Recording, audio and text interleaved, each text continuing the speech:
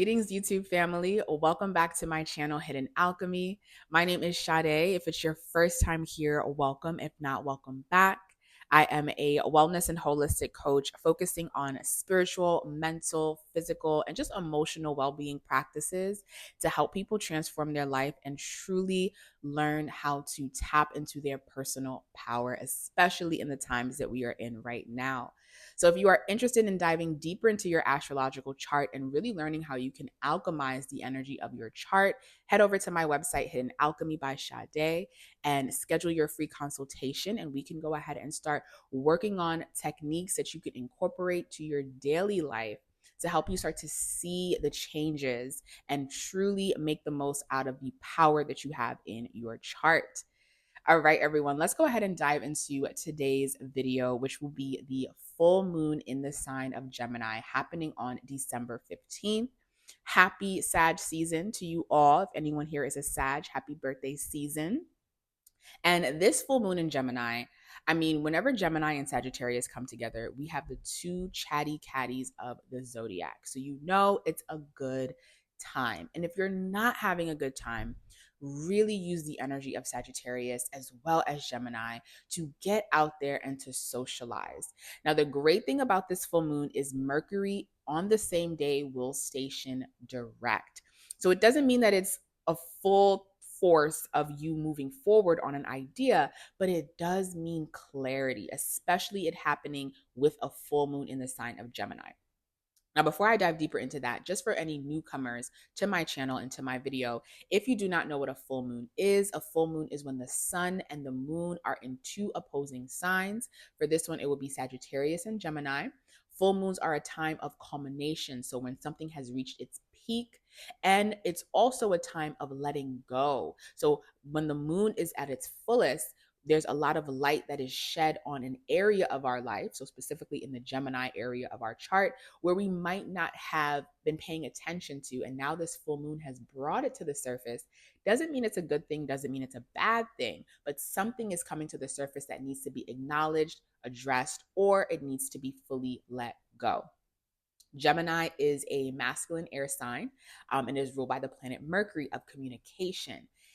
Sagittarius is a masculine fire sign ruled by the planet Jupiter, which rules how we move off of our personal philosophy and our belief systems. So, Gemini and Sagittarius coming together is such playful energy and such what if energy, right? When we're working with Sagittarius, it's this belief of what if this dream or idea can become a possibility? And because Sag is masculine fire, Sag takes that masculine energy and courageously moves forward on that journey, on their journey with their personal philosophy and belief. Now, Gemini, being very mercurial and being the sign that's about information, facts, and details, Gemini then goes ahead and says, okay, I love this idea. I love this belief, but let's pay attention to what's happening in front of us so that we can see the details and the aspects of our current life that might hinder us from that belief so that we can fix it and we can work on it and change it. So bringing these two together, especially with what we have been experiencing as a collective with so much change, it's really a ray of hope, a ray of optimism of this is a new path that can be taken. This is a new adventure. This is a new journey that we can embark on. And Gemini is shedding light, or the full moon in Gemini is shedding light on some details that are going to be important as you move into this new chapter and this new adventure of your life.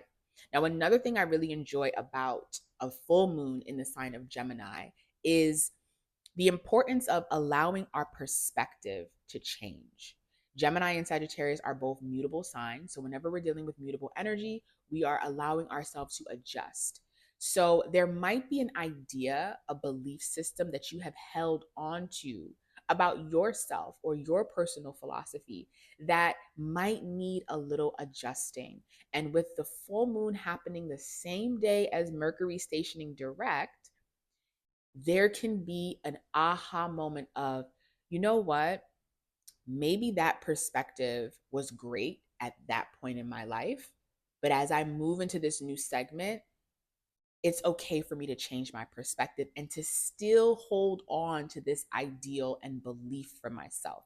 That's the thing. You're not changing the core of who you are or the core of your belief, but the perspective that you might have had on the way that you can go about that belief or the way that you can go about something might have to shift and might have to change. So, the best way to really benefit off of this full moon energy is to stay open, especially because Mercury will be retrograde around this time. And just because it stations direct, we still have its post retrograde shadow, but stay open to the abundant possibilities of your life. That is Sag energy. There's so many possibilities of what can happen. Stay open.